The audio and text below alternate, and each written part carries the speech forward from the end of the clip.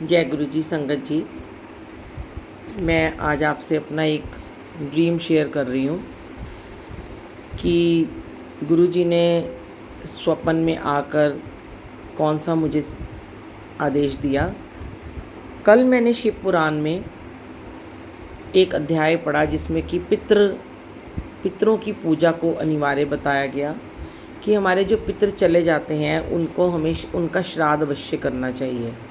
शायद ये मेरे लिए कोई संदेश होगा कि अब हम कुछ सालों से श्राद्ध नहीं कर पा रहे थे, और आज ही मुझे सुबह 3 बजे अमृत वेले में गुरुजी ने ड्रीम में दिखाया कि मेरी मदर इन लॉ, जो कि अब इस दुनिया में नहीं है, वो हमारे घर में है। और उन्होंने मुझे हंसी भी आ रही है बताते हुए कि कैसा सपना था ये, पर गुरुजी की लीला है, कुछ तो होगा। उन्होंने मुझे घर से निकाल दिया और मेरा फ़ोन वगैरह सब कुछ रख लिया, और फिर मैं एक ओल्ड एज होम में चली जाती हूँ। तो ओल्ड एज होम में मैं जाती हूँ तो वहाँ पर वो मुझे रखते नहीं हैं।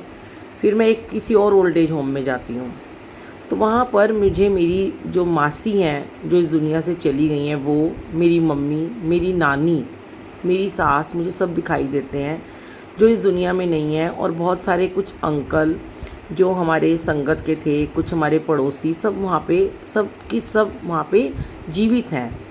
और मेरे बच्चे जो हैं, मैं उनसे कहती हूँ कि आप मुझे यहाँ पे मिलने के लिए आ सकते हो। तो जब मेरा फ़ोन मेरे पास नहीं है तो लोग मुझे ढूंढ रहे हैं कि बुलबुल आंटी से हमने सत्संग कराना है, वो कहाँ चली गई हैं। तो मैं एक ही बात कहती हूँ कि गुरुजी, शायद अब आप मुझसे सत्संग की सेवा नहीं लेना चाहते हो, तो आपने मेरा फ़ोन भी रख लिया। मैं बड़ी तड़प रही हूँ कि मैं सत्संग नहीं कर पा रही हूँ। तो इतने में वहाँ पर मुझे एक आवाज़ आती है छत से, एक अंकल की, उनको पैरालाइज़ है। तो मैं ऊपर मुड़ के देखती हूँ तो मैं कहती हूँ, अरे ये तो वो अंकल है, मेरे अंकल हैं, प्यारे अंकल हैं। मैं अभी इनके घर में ना सत्संग करने गई थी पिछले हफ्ते, तो इनको क्या हो गया। मैं भाग भाग के उनके पास जाती हूँ तो उनका पूरा परिवार वहाँ पे होता है, वो सब मुझे जानते हैं और बहुत रिच हैं वो लोग। वहाँ पे उनका इलाज भी हो रहा है, वहाँ पे कोई ट्रीटमेंट भी चलता है, उस ओल्ड एज होम में स्पेशल ट्रीटमेंट चलता है। तो उन्होंने उनको वहाँ पे एडमिट किया हुआ है, और वो सब के सब मुझे कहते हैं तुम्हें चिंता करने की ज़रूरत नहीं है, शायद इन अंकल की सेवा करने के लिए गुरुजी ने आपको अपने घर से निकाल के यहाँ भेजा है। अब आप इनके साथ ही रहना, अपने खर्चे की भी चिंता मत करना, जो जो हम इनको फैसिलिटी यहाँ पे मिलेगी वो आपको भी मिलेगी।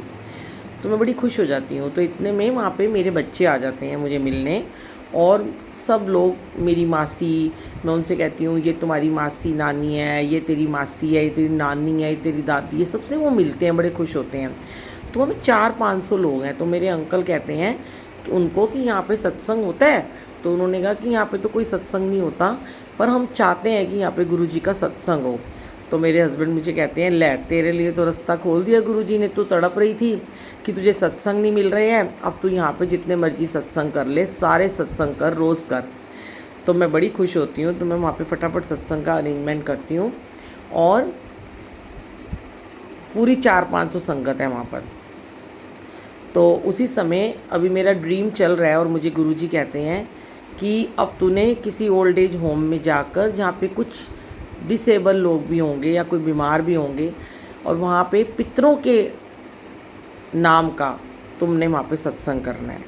जय गुरुजी, शुक्राना गुरुजी, ऐसी प्यारी सेवा लेने के लिए। अगर आपने मुझे मेरे घर से बेघर भी कर दिया, पर फिर भी आपने मेरा हाथ कभी नहीं छोड़ा और मेरा हाथ को थामे रखा, और मुझे यहाँ से सत्संग नहीं मिले तो आपने मुझे वहाँ पे सत्संग बख्श दिए। सेवा ऐसे ही लेते रहना, चाहे कहीं भी ले जाओ मेरे गुरुजी।